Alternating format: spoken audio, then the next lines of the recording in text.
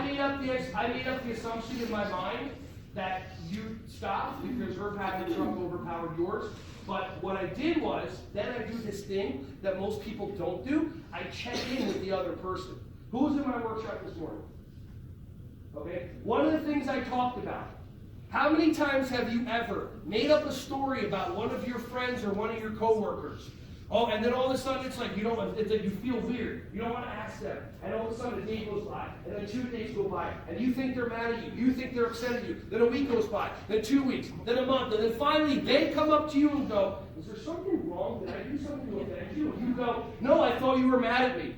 And they go, no, and then it's done, and you wasted a month of your friendship. You have the option to actually go up to people. If I say something, I'd rather just ask. Ask the person instead of assuming stuff, and it connects you with them more. Does that make sense? Okay, cool. Hey everyone, thank you so much for watching my videos. Ron Schwally here. Just wanted to say I appreciate you. Feel free to like, subscribe, and click on the bell if you want to see more videos coming your way to be alerted. Just thank you so much, and feel free to share this content with anybody who you think would find some value from this. Have an awesome, joyous, wonderful, breath-filled rest of your day.